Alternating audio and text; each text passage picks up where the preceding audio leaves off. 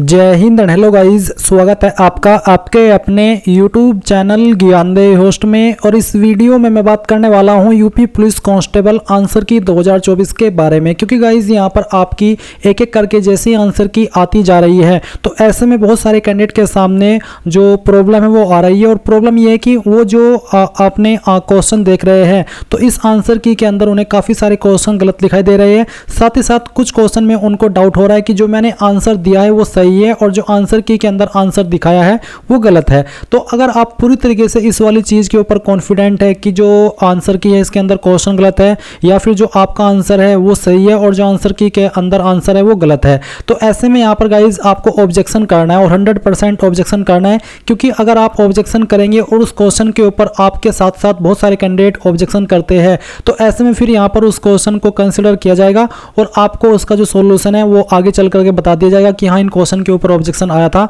और इतने ऑब्जेक्शन में से हमने इतने सारे ऑब्जेक्शन को एक्सेप्ट किया है। क्योंकि ऐसा भी नहीं है कि सभी ऑब्जेक्शन एक्सेप्ट हो जाएंगे, क्योंकि पहले उनको पक्का प्रूफ चाहिए, इसलिए यहाँ पर आपसे ये सब चीज़ें मांगी जा रही है। तो आपको बहुत ही अच्छे से इसके बारे में बताया जाएगा कि इसका सॉल्यूशन क्या है और कैसे आप ऑब्जेक्शन करेंगे। क्योंकि मेन चीज़ अभी इसमें यही आती है कि आप ऑब्जेक्शन कीजिए अगर आपको किसी क्वेश्चन के आंसर पर डाउट है या फिर किसी क्वेश्चन पर डाउट है। तो वीडियो को आपको पूरा देखना है।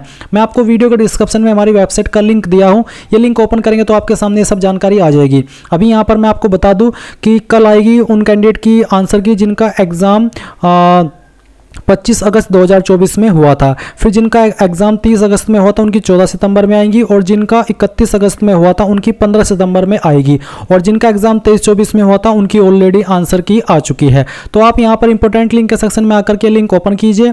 आपका यहाँ पर जो रजिस्ट्रेशन नंबर है वो डाल करके और डेट ऑफ बर्थ डाल करके इस्तेमाल यानी कि ये चीज़ आपको डालने के बाद लॉगिन कर लेना है। लॉगिन करने के बाद क्वेश्चन ऑब्जेक्शन यहाँ पर क्लिक करेंगे, फिर आपको आपका क्वेश्चन बुकलेट नंबर डालना है। क्वेश्चन बुकलेट नंबर आपके पास होना ही चाहिए।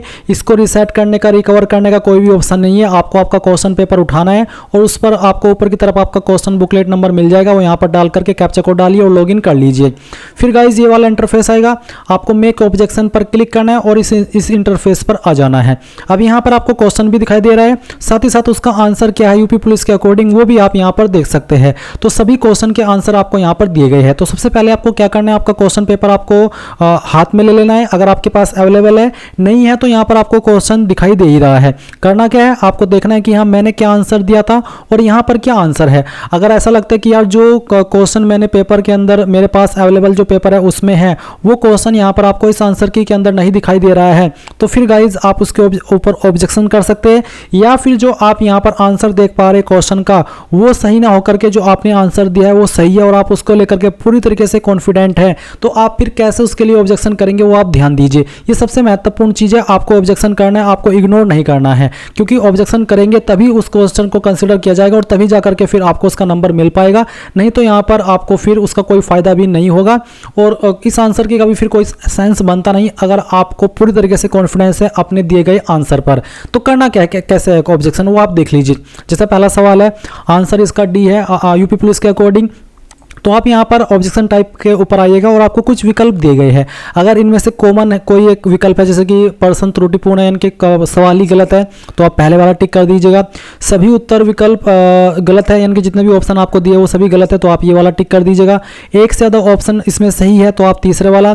दिया गया उत्तर गलत है, यानी कि अगर आपको लगता है कि जो आंसर यहाँ पर आंसर की के अंदर यूपी पुलिस ने आपको दिया है वो गलत है तो फिर आप ये वाला ऑप्शन सेलेक्ट करेंगे। पर्सन के हिंदी तथा अंग्रेजी संस्करण में तथ्यात्मक भेद है, यानी कि जो आपका क्वेश्चन पेपर इंग्लिश और हिंदी के अंदर आता है, अगर आपको लगता है कि उसमें फैक्ट के साथ में क्वेश्चन गलत है तो आप ये वाला टिक कर लेंगे। विराम चिन्ह के स्थान पर कुछ और ऑप्शन है तो आप उसको टिक कर सकते हैं। या फिर इनमें से अगर कोई रीजन नहीं है आपका क्वेश्चन को ऑब्जेक्ट करने का तो आप एनी अदर भी सिलेक्ट करके जो भी है एक्सप्लेन व्हाट इज रॉन्ग, क्या गलत है वो आपको यहाँ पर बता देना है। कोई भी एक रीजन आप सिलेक्ट कर लीजिए, जो भी आपको लगता है आपके क्वेश्चन के अकॉर्डिंग वो आप सिलेक्ट कीजिए और फिर यहाँ पर गाइज आपको उसका थोड़ा सा डिटेल में बता भी देना कि क्या गलत है। और उसके साथ ही साथ अगर आपके पास कोई ऐसा डॉक्यूमेंट है जो कि ये दर्शाता हो कि हाँ जो आप कह रहे हैं वो सही है और जो इस आंसर की के अंदर है वो गलत है, तो कोई भी आप सपोर्टिंग डॉक्यूमेंट दे सकते हैं। नहीं भी है सपोर्टिंग डॉक्यूमेंट तब भी आप यहाँ पर उसको सबमिट कर सकते हैं, यानी कि ऑब्जेक्शन अपना सबमिट कर सकते हैं। तो जो भी आपको लग रहा है वही आप डॉक्यूमेंट अपलोड कीजिए। और ऐसा भी नहीं है कि किसी क्वेश्चन के अंदर ये आप ऑब्जेक्शन कर सकते हैं, आप जितने क्वेश्चन में चाहे जिसमें भी आपको डाउट हो उतनों पर ऑब्जेक्शन कर सकते हैं और ऑब्जेक्शन के लिए कोई फीस भी आपको नहीं देनी है। ऑब्जेक्शन करना बिल्कुल मुफ्त है। जैसे आप यहाँ पर ऑब्जेक्शन कर देंगे और सबमिट कर देंगे तो फिर आप व्यू ऑब्जेक्शन के टैब के ऊपर आकर के देख सकते हैं कि आपने कौन से क्वेश्चन नंबर को क्या ऑब्जेक्शन आपत्ति का प्रकार क्या रखा है, क्या आपने उसमें गलत बताया, और जो संदर्भ डॉक्यूमेंट आपने दिया है वो सब आप यहाँ पर देख पाएंगे। तो एक सिंपल तरीका मैंने आपको बता दिया है। अगर आपको कुछ भी लगता है तो इस चीज़ को इग्नोर मत कीजिएगा। अगर आप ये सोच रहे हैं कि यार क्या पता मैंने जो इसमें ऑब्जेक्शन किया है वो सही ना पाया गया तो मेरे ऊपर कोई केस तो नहीं हो जाएगा, तो ऐसा बिल्कुल भी नहीं है। आपको घबराना नहीं है।